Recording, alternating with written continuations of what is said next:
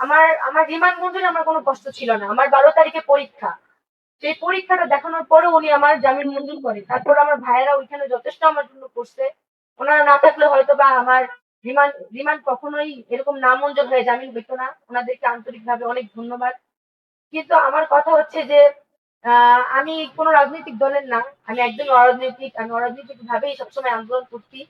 কখনো এনসিপিতেও ছিলাম না। আওয়ামী লীগ তো নাই। আওয়ামী লীগ, এনসিপি, বিএনপি, জামাত, গণ অধিকার পরিষদ এগুলো কোনো কিছুতেই আমি ছিলাম না। আমি শুধুমাত্র অরাজনৈতিক দলে অরাজনৈতিক থেকে আন্দোলন করছি সবসময়। দেশের জন্য এতটুকু করার পরেও আমাকে ১১ দিন যে পরিমাণ নির্যাতন করা হয়েছে, আমার ফ্যামিলির সাথে আমি একটা মিনিটের জন্য কথা বলতে পারতাম না। আমার সাক্ষাৎ বন্ধ করে দেওয়া হয়েছে। আমি বাইরে কি হইতেছে, আমার মা কার কাছে যাইতেছে কিচ্ছু জানি না।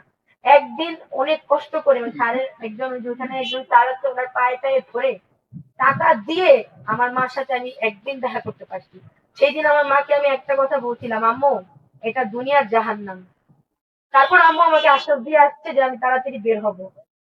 অনেক অনেক কষ্ট, অনেক আমি আসলে আমার জেলের অভিজ্ঞতাটা এখানে শেয়ার করলে হয়তো বা ২-৩ ঘন্টা ১১ দিনের অভিজ্ঞতা আমি শেয়ার করতে পারবো না। আর আমার শরীরের অবস্থাও খুবই খারাপ। আমি এখানে আসছি শুধুমাত্র আপনাদের প্রশ্নে কিছুটা কিছুটা উত্তর দেওয়ার জন্য। আমি কিছু কিছু জিনিস হাইলাইট করি। যখন দুর্জয় বাংলাদেশ প্রতিদিনের সাংবাদিক, যদিও বাংলাদেশ প্রতিদিন থেকে ওকে বের করে দেওয়া হয়েছে, এখন কালবেলার সাংবাদিক। কিন্তু যখন আমার সাথে মামলায় এরকম হয়েছিল তখন উনি বাংলাদেশ প্রতিদিনের সাংবাদিক ছিলেন। উনি প্রথমে আপোষনামা নিয়ে আসে আমাদের কাছে। যখন দেখে যে ওনার বিরুদ্ধে আমার কাছে সব প্রমাণ আছে, তখন উনি আপোষনামা, আমি ওনার বিরুদ্ধে একটা ধর্ষণ চেষ্টার মামলা লিখেছি, তার প্রমাণও আমাদের কাছে আছে। তখন উনি আপোষনামা নিয়ে আসে। আপোষনামা সাইন করি নেই, এটা অনেকের প্রশ্ন, কেন তাহারিমা আপোষনামায় সাইন করলো না? ওই আপোষনামায় কি লেখা ছিল আপনারা আদৌ জানেন? ওই আপোষনামায় লেখা ছিল আমি ওকে কিডন্যাপ করছি, কিডন্যাপ করে গাজীপুরে নিয়ে আসছি, মারধর করছি, এমনকি ওর বাইক এবং মোবাইল ফোন সবকিছু ছিনাই নিয়ে ওকে, মানে টাকা পয়সা নিয়ে, কত টাকা লিখছে, ৫০,০০০ টাকা, ৫০,০০০ টাকা নিয়ে ওকে ছেড়ে দিচ্ছি। কিন্তু ওই মিডিয়াতে এসে বলছে ওর থেকে ৫০ কোটি টাকা নিচ্ছি। ওই ফকিন্নির বাচ্চার কাছে ৫০ কোটি টাকা আসলো কিভাবে? ফকিন্নির বাচ্চা ৫০ কোটি টাকা, ওর অফিসার বাংলাদেশ প্রতিদিন অফিসারের কাছে ৫০ কোটি টাকা আছে, গুনতে পারবে ৫০ কোটি টাকা? তারপর এই মামলায় আমাকে যখন আপোষনামায় এত কিছু লেখা, তখন আমি বলছি আপনারা যা যা লিখছেন তার একটাও আমি করি নাই, আমি আপোষনামায় কেন সাইন করবো?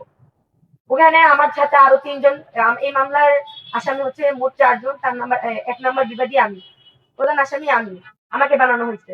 তো ওইখানে উনি উনি আমাকে ৬টা ধারা দেওয়া হয়েছে। ৬টা ধারার মধ্যে কি কি ধারা আপনারা শুনলে অবাক হবেন। মামলা বাণিজ্য, প্রতারণা, চাঁদাবাজি, মারধর, চুরি, এই ধারাগুলো কোনোটাই আমি কখনো করি নাই। কিন্তু উনি এইভাবে ধারাটা নেওয়ার ওই আয়ু, আমার মামলার যে আয়ু এসআই ফারুক, ওনাকে আসলে টাকা না দেওয়ার জন্যই উনি বারবার রিমান্ড চায় আমার। ২ বার কোর্ট হইলো, ২ বারই আমার রিমান্ড দেওয়া হলো, রিমান্ড মঞ্জুরও হইলো।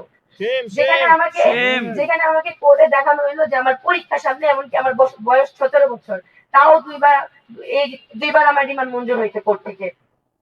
তারপর মামলার আয়ু স্বীকারোক্তি দিতে যে আমার মার কাছে বলছে উপর লেভেল থেকে চাপ আছে। আমি আসলে জানতে চাই উপর লেভেলে কে আমাকে এটা আমাকে অনেক আগেও বলা হয়েছে যে ওই দুর্জয় যখন মামলা লিখাইতে যায় তখনও সেম কথাটা শুনছি, উপর লেভেলের আদেশ আছে।